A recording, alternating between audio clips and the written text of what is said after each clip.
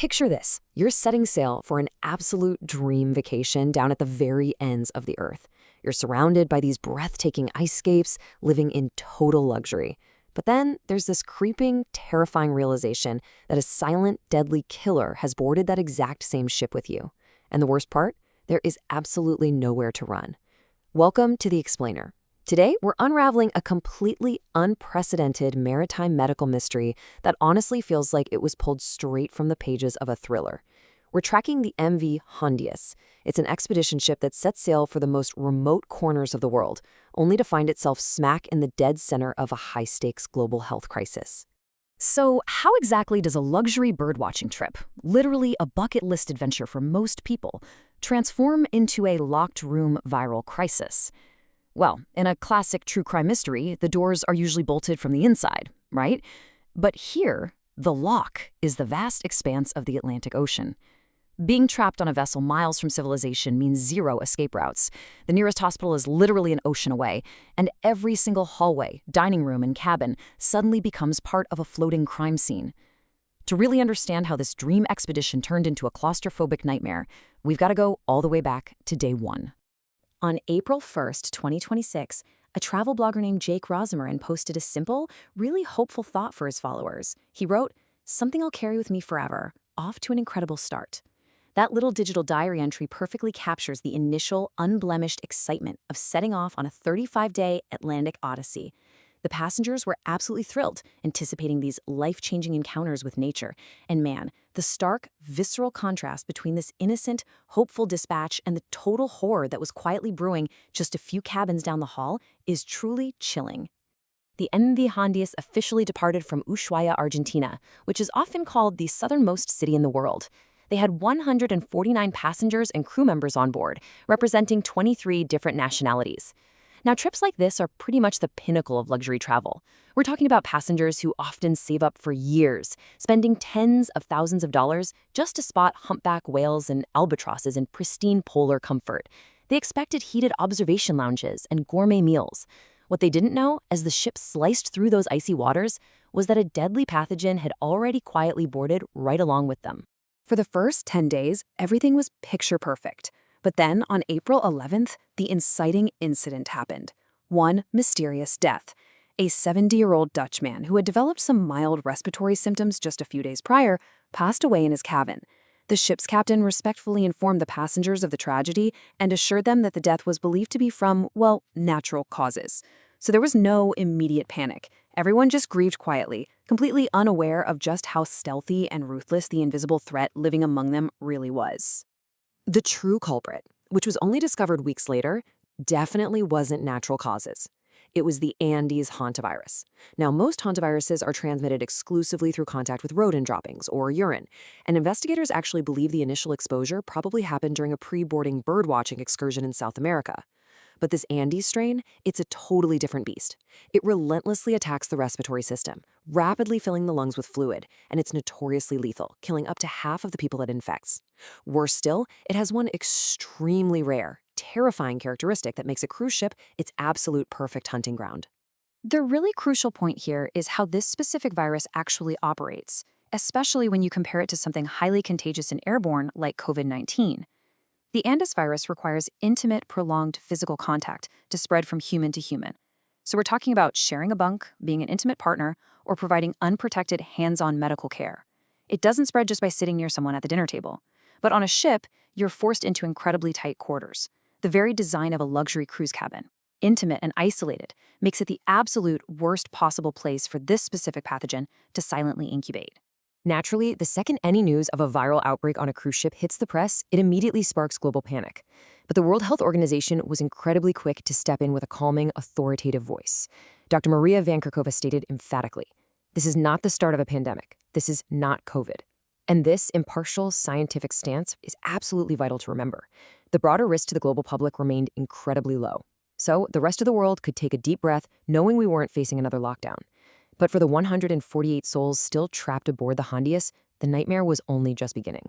While the world at large was being reassured, a silent countdown was ticking away aboard that ship. Let's trace their journey. From Argentina on April 1st, they hit the incredibly remote island of Tristan da Cunha in mid-April. Then, on April 24th, they reached St. Helena, where 30 passengers actually disembarked, and crucially, this was before the outbreak was officially recognized. Totally unaware of the brewing storm, the ship continued its trajectory north toward Cape Verde and finally toward the Canary Islands. The pathogen was literally traveling the globe, hidden right in plain sight. As the vessel kept moving, the medical crisis violently accelerated. On April 24th in St. Helena, the body of that Dutch man was finally taken off the ship, accompanied by his 69-year-old wife. Tragically, just 2 days later, she collapsed at an airport in South Africa and passed away. The very next day, April 27th, a British man who had also disembarked became severely ill and had to be medically evacuated to Johannesburg. I mean, imagine the sheer chaos for international health agencies at this point. Contact tracers were suddenly scrambling across completely different continents, trying to chase down a lethal ghost that just kept slipping across borders. By early May, South African specialists finally identified the true nature of the virus, bringing the horrifying reality into incredibly sharp focus. The statistics laid out by the WHO were absolutely sobering. 6 confirmed cases of the Andes virus, 8 suspected cases, and 3 tragic deaths, which included an 80-year-old German woman who passed away directly on board on May 2nd. The MV Hondius was officially no longer a luxury cruise. It was the epicenter of a highly lethal pathogenic outbreak. You can imagine the emotional whiplash for the passengers. It was devastating. Think back to that excited, hopeful diary entry we heard from Jake Rosmarin at the very beginning of the trip. Well, weeks later, that exact same passenger released a desperate, tearful video. He pleaded with the outside world, saying, "We're not just a story, we're not just headlines, we are people. All we want right now is to feel safe." Their dream vacation had firmly shattered into a grueling medical quarantine, and the raw psychological toll of that isolation was quickly becoming unbearable. Compounding their fear of this invisible virus was a totally newfound terror of the outside world. Just put yourself in their shoes for a second. Imagine surviving a deadly viral outbreak in the middle of the ocean, desperate for rescue, only to check your phone and see the public actively demanding your destruction. An anonymous Spanish passenger detailed this horrific shift in morale, noting, "You go onto social media, they want to dynamite the boat. They want to sink the boat." That intense stigmatization left them utterly terrified of ever stepping foot on land again. Inside the ship, the daily reality was just this bizarre claustrophobic paradox. Outside, the ocean breeze was crisp, the sun was shining, and passengers could still watch seabirds dive into the gorgeous Atlantic waves right from the comfort of their private balconies. But the second you step inside, you were met with a grim, biohazard reality. Expedition guides and passengers had to adjust to a terrifying new normal of masked faces and strict, enforced separation. They were completely frozen in a state of luxurious medical lockdown, helplessly waiting while high-stakes geopolitical negotiations were happening way over their heads. And man, those negotiations were incredibly tense. The MV Hondius had effectively become a maritime pariah, a floating hot potato that absolutely no sovereign nation wanted to catch. When the ship arrived off the coast of Cape Verde in early May, the international ports began slamming their doors shut. Cape Verde officially refused to authorize the ship's docking.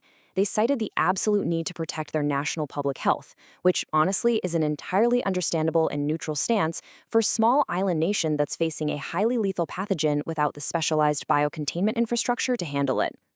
This global rejection ultimately culminated in a really intense geopolitical standoff in the Canary Islands. The regional president of the Canary Islands strictly refused the ship's entry, totally desperate to protect his residents from the outbreak. However, the WHO and the Spanish central government actually intervened, citing an urgent moral and legal obligation to assist the stranded passengers. Down on the ground in Tenerife, the panic was so palpable that port workers actually held protests, terrified of the risk. It was this razor-thin, high-stakes clash between fierce border protection and desperate humanitarian rescue.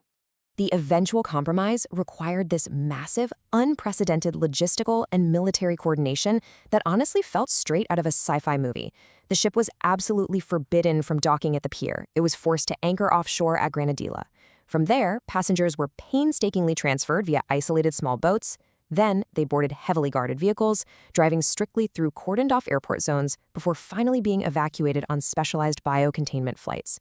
There was absolute, strict, zero contact with the local public at any point during the extraction. Containing a virus that has a massive incubation period stretching up to 6 weeks required extreme, differing national responses across the globe. The logistics of repatriation were incredibly complex. The United States sent CDC staffers and chartered dedicated biocontainment aircraft to retrieve their citizens safely. The UK mandated a super strict 45-day isolation period for anyone returning, while Spanish nationals were sent directly to a military hospital under heavy quarantine. It was a staggering international effort just to ensure the fire didn't spread. This entire harrowing ordeal really leaves us with a profound realization about our modern, interconnected world. Think about it. When the world's most dangerous pathogens don't need passports, when they can simply board a luxury cruise in the pristine air of Patagonia and trigger a massive multinational medical emergency, just how safe is global travel? The MV Hondius mystery serves as a dark, stark reminder of the incredibly delicate balance between exploring the far reaches of our planet and protecting public health. Thanks so much for joining me for this explainer. Keep asking questions, stay curious, and I'll see you in the next one.